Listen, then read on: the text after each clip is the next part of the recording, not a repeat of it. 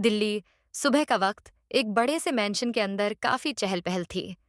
वहां सभी लोग अपने अपने काम में लगे हुए थे। वहीं बहुत सारे सर्वेंट पूरे घर को सजा रहे थे। तभी लक्ष्मी देवी, जिनकी उम्र लगभग 65 साल थी, अपने रूम से बाहर आई और सारी तैयारियां होती देख सामने खड़ी अपनी बहू के पास जाकर बोली, सारी तैयारियां कैसी चल रही है कोमल? 45 साल की खूबसूरत दिखने वाली कोमल लक्ष्मी देवी की ओर देखते हुए बोली, तैयारी तो ठीक चल रही है माँ, लेकिन समझ नहीं आ रहा कि राजवीर ने अचानक से शादी करने का फैसला क्यों किया। इस पर लक्ष्मी देवी ने कहा, पता नहीं कोमल, कब क्या चलता है उसके मन में। अब हम उसके फैसले के खिलाफ भी तो नहीं जा सकते। ये सुनकर कोमल ने एक लंबी सांस लेते हुए जवाब दिया, ठीक कहा आपने माँ। खैर छोड़िए, मैं बाकी की तैयारी देखती हूँ। कोमल की बात सुनते ही लक्ष्मी देवी बोली, ठीक है। लक्ष्मी देवी राजवीर की दादी और कोमल राजवीर की सौतेली माँ है। जिस घर में इस वक्त ये दोनों खड़ी हैं, वो घर सिंघानिया मैंशन है, जहां इस घर के बड़े बेटे राजवीर सिंघानिया की शादी होने वाली है, जिसने कल रात अचानक अपने एक बिजनेस पार्टनर की बेटी संजना के साथ अपनी शादी अनाउंस कर दी। राजवीर सिंघानिया देश का एक जाना माना बिजनेसमैन है, जिसका परिवार वैसे तो बहुत बड़ा है, लेकिन किसी में इतनी हिम्मत नहीं कि वो राजवीर के खिलाफ कुछ बोल सकें, क्योंकि उसके सामने किसी की भी नहीं चलती। सिंघानिया मैंशन में जहां एक तरफ इतनी अफरा तफरी का माहौल था, वहीं दूसरी तरफ उसी घर के एक रूम में दो लड़कियां आराम से सो रही थीं। तभी कोमल जी उस रूम में आई और उन्होंने उस रूम की खिड़की खोल दी। फिर वो दोनों लड़कियों को उठाने की कोशिश करते हुए बोली, मिशा, इश्की, दोनों के दोनों उठो, देखो सूरज कब का आ गया है। तभी उन दोनों में से एक लड़की ने अपने चेहरे को तकिए से ढकते हुए कहा, क्या है मदर इंडिया, सूरज सोता भी तो हमसे पहले है। कोमल जी ने उसका तकिया छीनते हुए जवाब दिया, अच्छा जी, अभी बताती हूँ। आज घर में शादी है और घर में बहुत काम है। चलो उठो तुम दोनों जल्दी से। तभी कोमल जी की नजर उस दूसरी लड़की पर गई और वो उसे गौर से देखते हुए बोली, और इसे देखो, कैसे आराम से सो रही हैं। इश्की उठो बेटा। तभी वो लड़की, जिसका नाम इश्की था, अपने सुअर में बोली, आंटी बस थोड़ी सी देर और, कल ही तो हमारी एग्जाम खत्म हुए हैं, थोड़ा तो सो लेने दीजिए। उन दोनों की बातें सुनकर कोमल को इरिटेशन होने लगी और वो चिल्लाते हुए बोली, नहीं, बिल्कुल नहीं, घर में शादी है और तुम दोनों को देखो, अब तक सो रही हो, इतना सारा काम पड़ा है अभी। तभी मीशा अपनी आंखें मलते हुए उठकर बोली, शादी? ये भला कैसी शादी हुई? एक दिन पहले बताया जा रहा है कि कल शादी है। वैसे भी मुझे वो चलती फिरती लिपस्टिक की दुकान बिल्कुल भी नहीं पसंद। ये है मीशा, जिसकी उम्र 20 साल है और ये राजवीर की सौतेली बहन है। ये दिखने में तो काफी सुंदर है, लेकिन जरा भी लड़कियों की तरह नहीं रहती। आम लड़कियों की तरह शॉपिंग करना, मेकअप करना या ड्रेसअप होना उसे जरा भी पसंद नहीं है। ये ज्यादातर टॉम बॉय की तरह ही रहती है। मिशा की बात सुनकर कोमल जी हल्की सी स्माइल करते हुए बोली, बेटा तुम्हारे पसंद करने या ना करने से क्या हो जाएगा? वो राजवीर को पसंद है, और वैसे भी क्या तुम कुछ कह सकती हो राजवीर से? तभी इश्की ने भी उठते हुए हंसकर कहा, उस डेविल से ये बात करेगी? आंटी शायद आप भूल रही हैं, हमारी मिशा सिर्फ हमारे सामने ही शेर बनती है, अपने भाई के सामने जाकर तो एकदम भीगी बिल्ली बन जाती है। ये है इश्की, मिशा की बेस्ट फ्रेंड, जो अक्सर एग्जाम टाइम में मिशा के साथ उसके घर रहने आती रहती है। इश्की एक अनाथ लड़की है, जिसकी उम्र 19 साल है, लेकिन दिखने में ये किसी अप्सरा से कम नहीं है। इश्की की आंखें ग्रे और लिप्स गुलाब की तरह पिंक है। उसकी आंखों में बड़ी बड़ी पलकें, बाल थोड़े लंबे, गोरा रंग और हाइट 5 फुट 3 इंच है। इश्की की बात सुनकर मिशा ने चिढ़ते हुए कहा, अच्छा जी, मैं भीगी बिल्ली और तू? जैसे ही पता चलता है कि भाई घर आ गए हैं, तो तू रूम से पैर भी बाहर नहीं निकालती और मुझसे कह रही है। ये सुन इश्की तुरंत जवाब देते हुए बोली, हाँ तो मुझे उनसे डर लगता है। देखा नहीं तूने कैसे वो अपनी नीली नीली आंखों से सबको डराते रहते हैं, एकदम डेविल की तरह। सच बताऊं, मैं तो ये सोचकर हैरान हूं कि वो लड़की इस डेविल से शादी कर क्यों रही है। क्या उसे इस डेविल से डर नहीं लगता? मिशा ने कुछ सोचते हुए जवाब दिया, हाँ यार, बात तो तू सही कह रही है। तभी उन दोनों की बातों को बीच में ही रोकते हुए कोमल जी ने कहा, तुम दोनों का हो गया हो तो जाकर फ्रेश हो और जल्दी से नीचे आओ। इस पर मिशा इरिटेट होते हुए ओके मॉम बोलकर बाथरूम में चली गई। वहीं कोमल भी रूम से बाहर चली गई। कुछ देर बाद इश्की और मिशा फ्रेश होकर नीचे आई तो उन्होंने देखा कि पूरा मैंशन सुंदर सा सजकर तैयार हो चुका है। ये देख इश्की मिशा के कान में बोली, क्या बात है मिशा, आज घर तो एकदम दुल्हन की तरह सजा है। मिशा भी तुरंत उसकी बात के जवाब में बोली, हाँ, क्योंकि अगर ऐसे नहीं सजता तो मेरा डेविल भाई किसी को नहीं छोड़ता। इश्की ने भी हाँ में सिर हिलाते हुए कहा, ये बात तो सही कही तूने। वो दोनों यूं ही बात कर रहे थे कि तभी उन दोनों के कानों में एक तीसरी लड़की की आवाज सुनाई पड़ी, जो गुस्से में बोल रही थी, ये ठीक नहीं है दादी, कितना शॉर्ट टाइम दिया है भाई ने हमें तैयारियों के लिए, मैं तो शॉपिंग भी नहीं कर पाई हूं। ये है रूही, राजवीर की सगी बहन, जिसकी उम्र 24 साल है और वो एक स्टाइलिश लड़की है, साथ ही अपने शहर की फैशन आइकॉन भी। रूही की बात सुनकर मिशा उसके पास जाते हुए बोली, ओह बा, ओह बेबी डॉल, ये बात भाई से जाकर बोल के दिखाओ। तभी वो लड़की बोली, शट अप मिशी, मैं दादी से बात कर रही हूं। इस पर दादी ने कहा, रूही बेटा, इसमें मैं भी कुछ नहीं कर सकती, तुम एक काम करो, तुम अभी चली जाओ शॉपिंग पर। फिर दादी ने मिशा और इश्की की तरफ देखते हुए कहा, तुम दोनों भी चली जाओ और अपने लिए भी कुछ ले लो। और तभी दादी ने मिशा को धमकाते हुए कहा, और तुम लड़कियों वाले कपड़े लेना, नहीं तो घर मत आना। दादी की ये बात सुनकर जहां मिशा ने मुंह टेढ़ा कर लिया था, वहीं इश्की और रूही हंसने लगे। उसके बाद इश्की, मिशा और रूही वहां से सीधे मॉल के लिए निकल गई। वो तीनों कुछ ही देर में शॉपिंग मॉल पहुंच गए थे। मिशा और रूही शॉपिंग करने में लगे थे, लेकिन इश्की ने अपने लिए कुछ नहीं लिया, क्योंकि उसके पास ज्यादा पैसे नहीं थे। वो एक ही जगह पर खड़े होकर कुछ सोच रही थी कि तभी रूही उसके पास आई। रूही ने अपने हाथ में एक लहंगा पकड़ा हुआ था, जिसे वो इश्की के ऊपर लगाकर देखते हुए बोली, ये लहंगा तुम पर बहुत अच्छा लग रहा है इश्की, ये मैं तुम्हारे लिए ले रही हूं, ओके। ये सुनते ही इश्की उसे मना करते हुए बोली, अरे नहीं दी, मेरे पास बहुत से कपड़े हैं, मैं उनमें से कुछ पहन लूंगी, आप अपने लिए देख लीजिए। तो रूही उसे डांटते हुए बोली, शट अप, मैंने कहा ना, ये मैं तुम्हारे लिए ले रही हूं एंड दैट्स फाइनल। तभी मिशा वहां आकर बोली, हाँ यार इश्की ले ले, वैसे भी ये कभी कभी किसी के लिए कुछ करती है। रूही ने मिशा पर गुस्सा करते हुए कहा, shut up Mishi, otherwise I will break your teeth. Roohi की बात सुनकर मिशा चुप हो गई और तीनों अपनी शॉपिंग पूरी करने में लग गए। सिंघानिया मैंशन में शॉपिंग से वापस आकर इश्की सीधे मीशा के रूम की तरफ जाने लगी, लेकिन उसका ध्यान पूरी तरह से उसके फोन में था। अचानक ही वो किसी से जा टकराई और गिरने के डर से इश्की ने अपनी आंखें कसकर बंद कर लीं। लेकिन तभी उसे फील हुआ कि वो जमीन पर गिरी ही नहीं, बल्कि किसी ने उसे गिरने से बचा लिया है। ये एहसास होते ही इश्की ने अपनी आंखें खोलीं और सामने खड़े इंसान को देखकर वो डर से कांप उठी। कौन था वो इंसान जिसने इश्की को गिरने से बचाया था, और आखिर उसे देखकर इश्की डर क्यों गई थी? शॉपिंग के बाद इश्की, रूही और मिशा घर वापस आ चुके थे।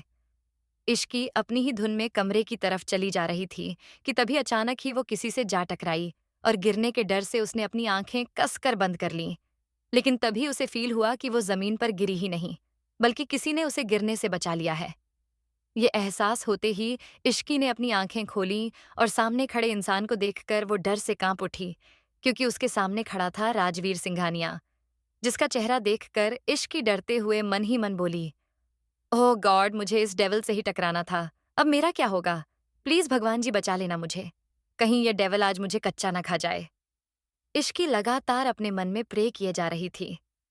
वहीं सामने खड़ा राजवीर तो जैसे इश्की में खो ही गया था, वो एकटक इश्की को ही देखे जा रहा था।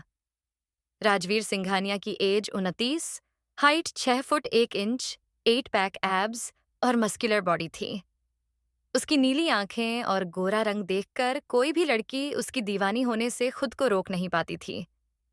लेकिन इस वक्त हैंडसम सा दिखने वाले इस डेविल ने इश्की को अपने मजबूत हाथों से पकड़ा हुआ था और उसे एकटक देखे जा रहा था। वहीं इश्की का डर से बुरा हाल हो रहा था, क्योंकि पिछले कुछ दिनों में उसने राजवीर के गुस्से के कई नमूने भी देख लिए थे। तभी इश्की ने अपने डर पर काबू करने की कोशिश करते हुए अपनी सारी हिम्मत जुटाकर राजवीर से कहा, मिस्टर सिंघानिया, मुझे छोड़िए, प्लीज। इश्की की बात सुनकर राजवीर होश में आया और उसने इश्की को छोड़ दिया। राजवीर की बाहों से छूटते ही इश्की राजवीर को सॉरी बोलकर वहां से भाग खड़ी हुई। लेकिन राजवीर इश्की को तब तक देखता रहा जब तक वो अपने रूम के अंदर चली नहीं गई।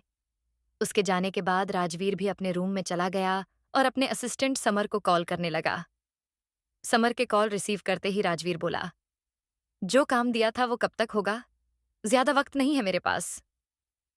सामने से समर ने जवाब दिया, ऑलमोस्ट हो गया है सर, रात तक आपके पास होगा। राजवीर ने एक गहरी सांस लेते हुए कहा, ओके, जल्दी खत्म करो उसे। ये बोलते ही उसने कॉल को कट कर दिया। कॉल कट करते ही राजवीर अपने रूम से अटैच स्टडी रूम की तरफ चला गया, जहां की एक वॉल पर इश्की की बड़ी सी फोटो लगी हुई थी। इस फोटो के करीब जाकर राजवीर उसे छूते हुए बोला, बस आज की रात, उसके बाद तुम हमेशा के लिए मेरी बन जाओगी। तुम्हारे नाम के साथ मेरा नाम जुड़ जाएगा। मैं तुम्हें बता भी नहीं सकता कि जब से मैंने तुम्हें देखा है मैं तुमसे कितना प्यार करने लगा हूं। मुझे तो पता भी नहीं चला कि ये दिल कब तुम पर आ गया। राजवीर यूं ही उस फोटो से बात करता रहा और देखते ही देखते शाम हो गई। घर के सभी लोग और भी ज्यादा बिजी हो गए। अब तक संजना भी यहां आ चुकी थी और एक रूम में दुल्हन की तरह तैयार हो रही थी। उसके आसपास उसकी सभी दोस्त बैठी हुई थीं। तभी संजना की एक दोस्त बोली, यार संजना, मानना पड़ेगा तुझे, फाइनली तू राजवीर सिंघानिया से शादी करने वाली है। कितनी लड़कियां मिसेस सिंघानिया बनने के सपने देख रही थीं और तूने बाजी मार ली। इस पर संजना ने अकड़ते हुए कहा, तो मैं क्या तुझे ऐसी वैसी लड़की लगती हूं? संजना दीवान नाम है मेरा। सिर्फ मैं ही राजवीर के साथ बेस्ट लगती हूं और ये बात उसे भी पता है। तभी उसकी दूसरी दोस्त ने कहा, हाँ यार, इसमें तो कोई शक नहीं है, लेकिन राजवीर है बहुत खतरनाक। उसका तो नाम ही काफी है लोगों को डराने के लिए। सुनते ही संजना ने जवाब देते हुए कहा, हाँ ये बात तो है, लेकिन वो मुझसे बहुत प्यार करता है, तभी तो मुझसे शादी के लिए मान गया। संजना की सभी दोस्त ऐसे ही उसकी चापलूसी करने में लगी हुई थी। वहीं मिशा के रूम में इश्की मिशा को बहुत देर से आवाज लगा रही थी, क्योंकि मिशा बाथरूम से बाहर ही नहीं निकल रही थी। इश्की ने जोर से आवाज लगाते हुए कहा, मिशा यार जल्दी बाहर आ, शादी का मुहूर्त होने वाला है, नीचे भी जाना है।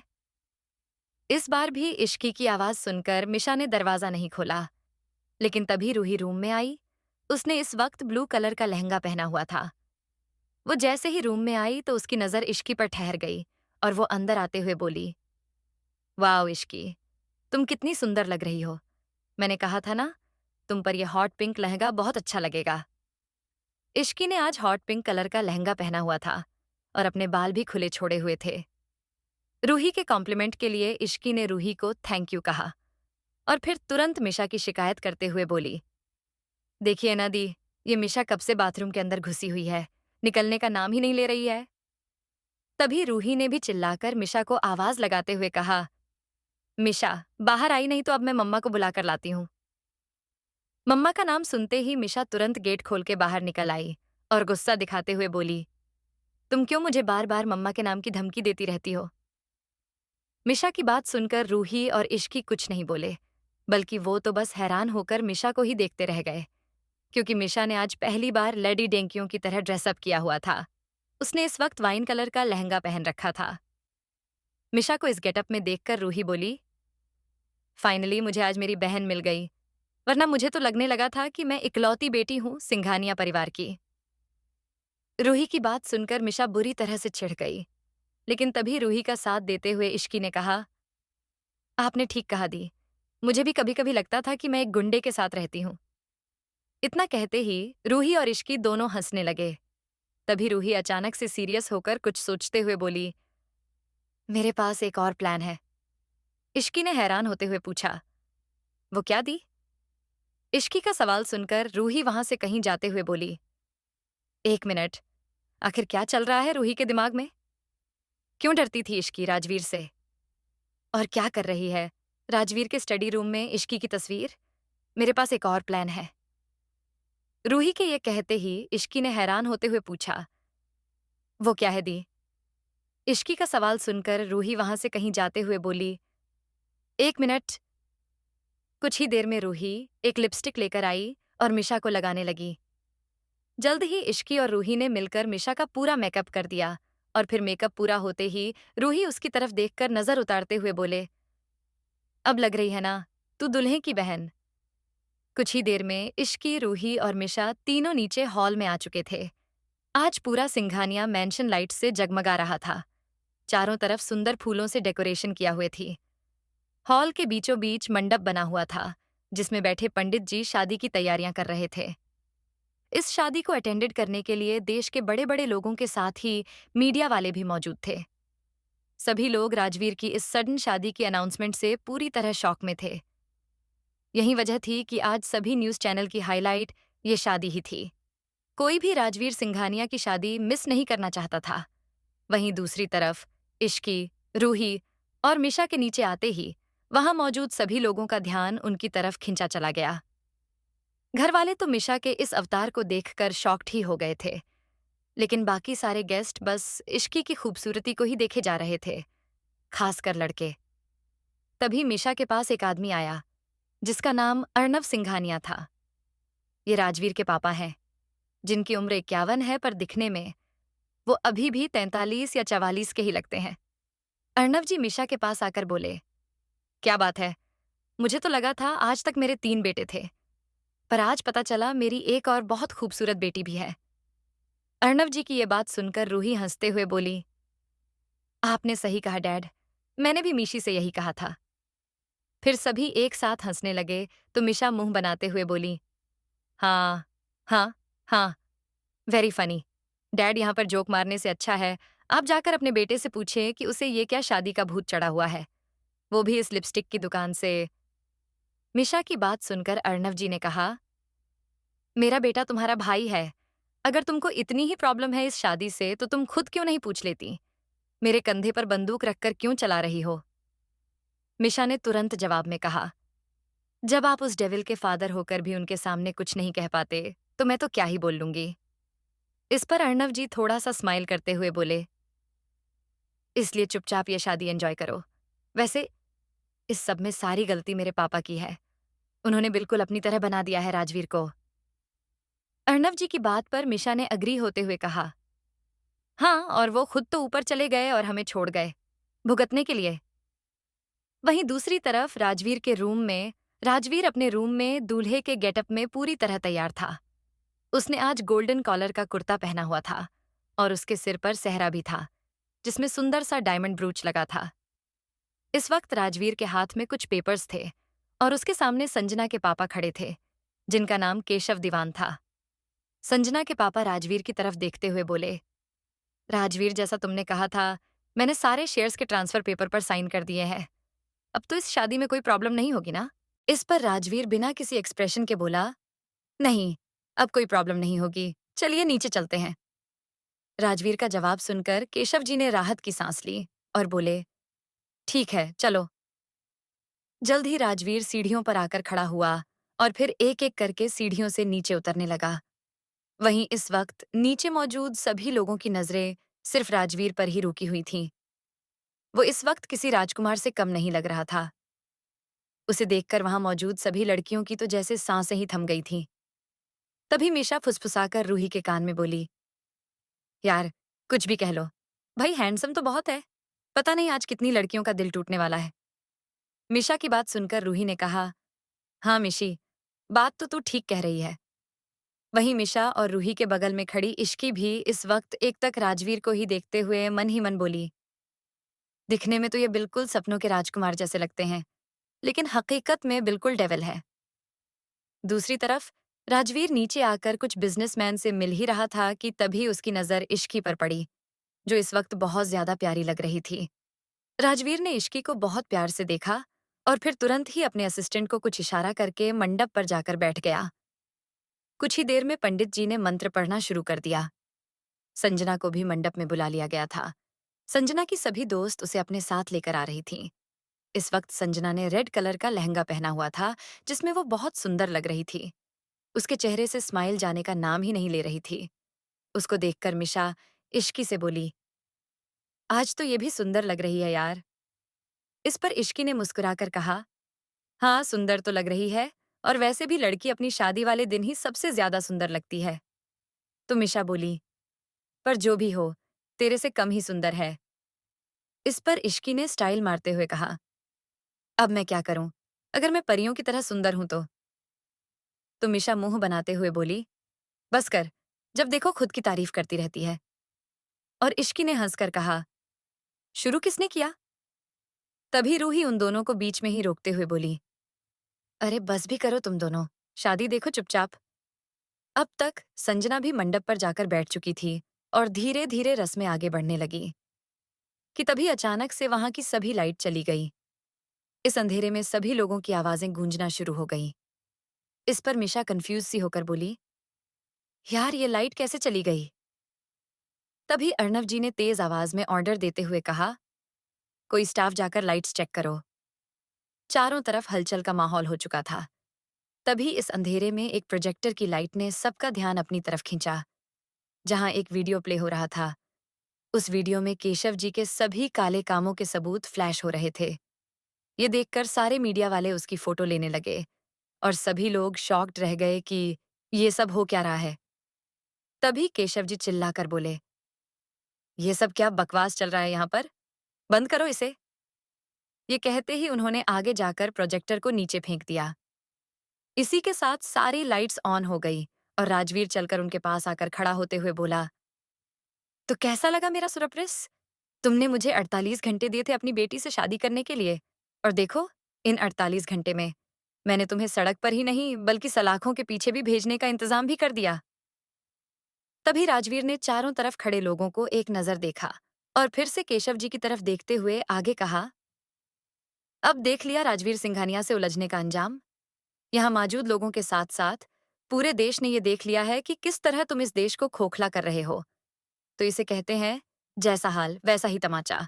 ये शादी तो सिर्फ बहाना था तुम्हें सबके सामने एक्सपोज करने का, ताकि ये सब लोग भी जान लें कि राजवीर से टकराने का अंजाम क्या होता है। ये बात राजवीर ने बहुत गुस्से में कही थी। तभी वहां पुलिस की पूरी टीम आ पहुंची और केशव को अरेस्ट कर लिया गया। सभी को समझ आ गया था कि ये शादी सिर्फ और सिर्फ केशव दीवान को रंगे हाथों पकड़ाने के लिए राजवीर का फेंका हुआ जाल था। ये सब देखकर इश्की ने हैरान होते हुए कहा, यार मिशा, ऐसा लग रहा है जैसे हम कोई मूवी का सीन देख रहे हैं। तो इस पर मिशा बोली, तू सही कह रही है यार, भाई कब क्या करते हैं कोई भी नहीं समझ सकता। इस पूरे ड्रामा के बाद सभी लोग वहां से जाने लगे। मीडिया वाले भी राजवीर से कुछ सवाल करके कुछ देर में वहां से जा चुके थे। लेकिन पंडित जी अब भी वहीं थे क्योंकि राजवीर ने उन्हें रुकने को कहा था। सबके जाने के बाद हॉल में अब सिर्फ घर वालों के साथ साथ इश्की और संजना ही बचे थे। जब संजना ने देखा कि अभी पंडित जी को रोका गया है, तो उसे एक उम्मीद मिली थी कि अभी भी शायद राजवीर उससे शादी कर लेगा। तभी राजवीर की दादी ने उससे सवाल करते हुए कहा, राजवीर, यही सब करना था तो शादी का नाटक क्यों? इस पर राजवीर बोला, क्योंकि मुझे केशव दीवान के शेयर्स चाहिए थे, जो वो मुझे शादी वाले दिन ही देने वाला था। तो दादी ने फिर से पूछा, लेकिन राजवीर, शादी का क्या?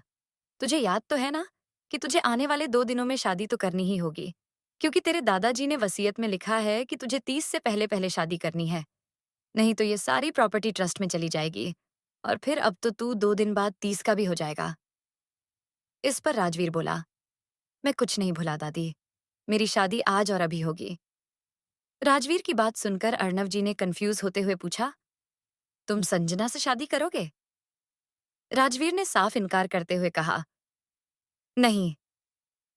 राजवीर का जवाब सुनकर सभी घर वाले कंफ्यूज हो गए, क्योंकि यहाँ पर मौजूद लोगों में से सिर्फ संजना ही थी जिससे राजवीर शादी कर सकता। राजवीर का जवाब सुनकर सभी घर वाले कंफ्यूज हो गए, क्योंकि यहाँ पर मौजूद लोगों में से सिर्फ संजना ही थी जिससे राजवीर शादी कर सकता था। राजवीर के शादी से इनकार करने पर क्या होगा संजना का रिएक्शन, और आखिर किससे करने वाला है राजवीर शादी? संजना से शादी करने के सवाल पर राजवीर का जवाब सुनकर सारे घर वाले सोच में पड़ गए थे कि राजवीर आखिर किससे शादी करने की बात कर रहा है। सभी गहरी सोच में ही थे कि तभी संजना की आवाज आई, तुम ये क्या कह रहे हो राजवीर? तुम तो मुझसे प्यार करते हो ना? संजना की बात सुन के राजवीर गुस्से में बोला, तुम्हें मेरा नाम लेने की परमिशन किसने दी? संजना लगभग रोते हुए बोली, लेकिन तुमने खुद मुझसे शादी की बात की थी। राजवीर ने गुस्से में जवाब दिया, ये सब मैंने तुम्हारे बाप के काले कारनामों को सामने लाने के लिए किया था। संजना ने रोते हुए पूछा, लेकिन इसमें मेरी क्या गलती है? तुम मेरे साथ ऐसा क्यों कर रहे हो?